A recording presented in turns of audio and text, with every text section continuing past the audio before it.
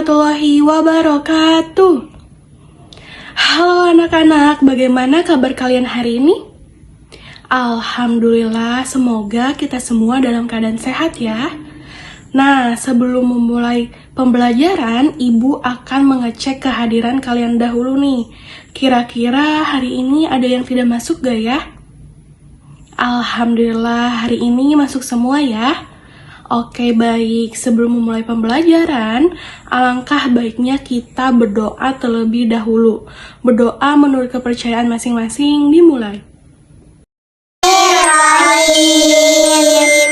Rabbi zidni ilma warzuqni fahma. Amin. Berdoa selesai. Anak-anak, kali ini kita akan belajar mengenai hak dan kewajiban warga masyarakat terhadap lingkungan. Adapun tujuan pembelajaran kita hari ini yaitu peserta didik mampu menjelaskan kewajiban dan hak masyarakat terhadap lingkungan sekitar, serta peserta didik dapat memberikan 4 contoh tindakan yang bisa dilakukan untuk menjaga lingkungannya ataupun melaksanakan hak dan kewajibannya dengan benar. Nah, sebelum itu, Ibu mau mengajak kalian buat warming up terlebih dahulu nih, namanya tepuk lambang Pancasila. Yuk, ikuti Ibu. Tepuk Pancasila. Pancasila. 1 bintang, 2 rantai, 3 pohon beringin, 4 kepala banteng, 5 padi, dan kapas. Nah, itulah warming up-nya. Kira di sini ada yang tahu gak ya apa itu lingkungan? Oke, betul sekali. Lingkungan adalah segala sesuatu yang berada di sekitar kita, termasuk udara, air, tanah, tumbuhan, dan hewan. Nah, tinggal di lingkungan yang bersih merupakan hak semua orang. Jadi, apabila salah satu orang tidak peduli terhadap kebersihan lingkungan, maka orang tersebut sudah mengambil hak orang lain.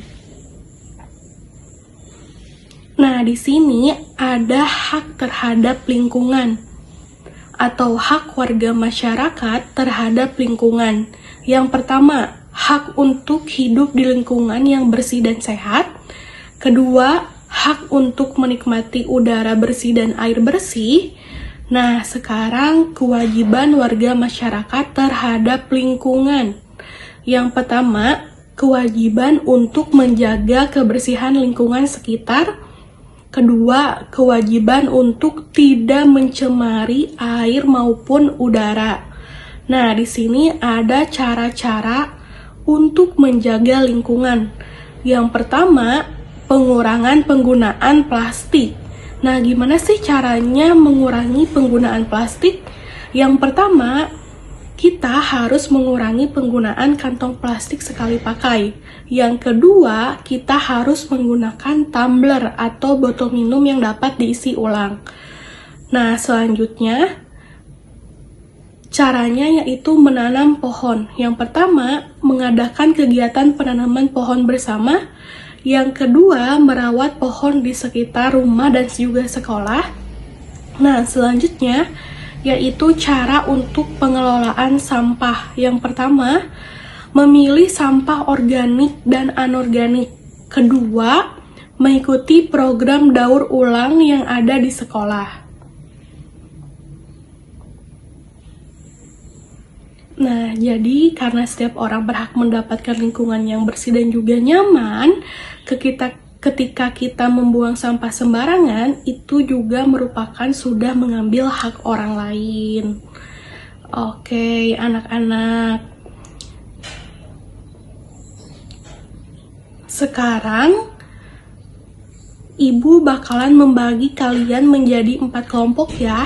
Dan LKPD yang sudah Ibu berikan diisi sesuai dengan jawaban kalian ya.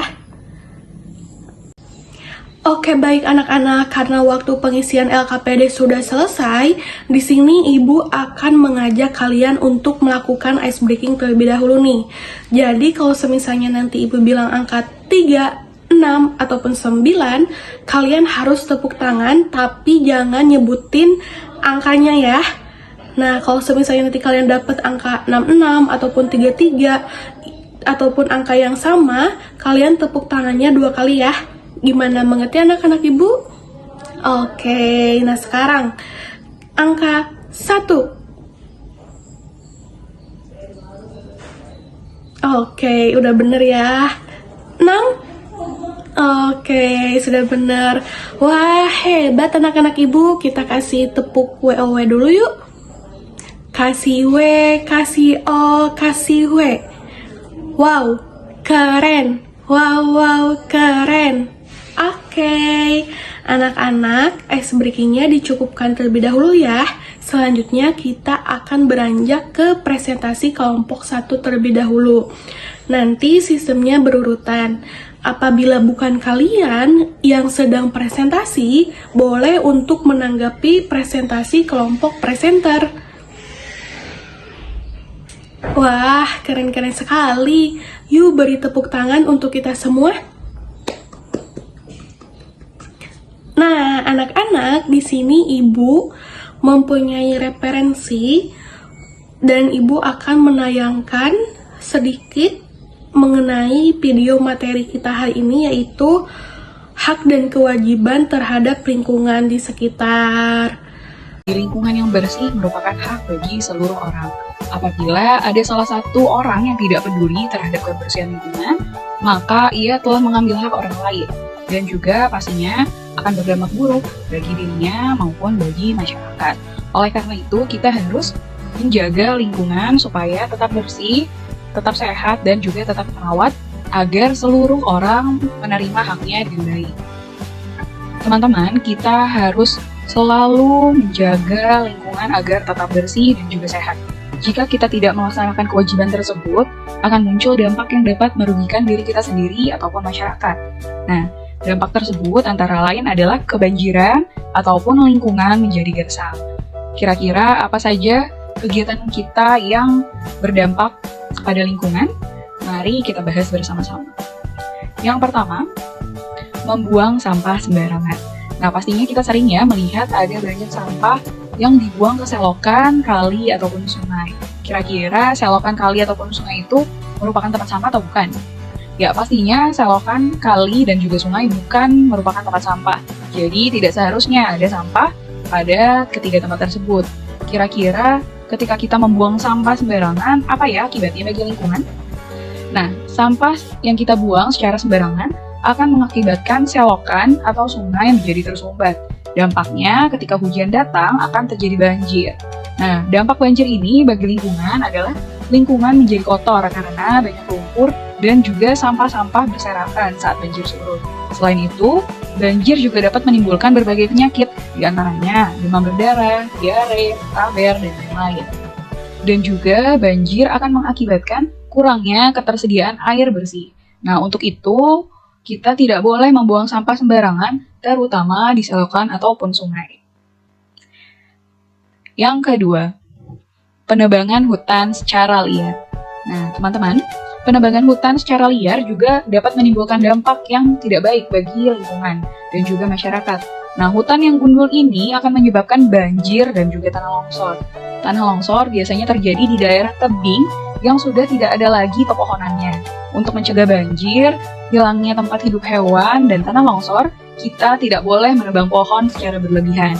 Jadi kita harus memilih pohon mana yang pantas untuk ditebang, mana yang seharusnya masih kita lestarikan.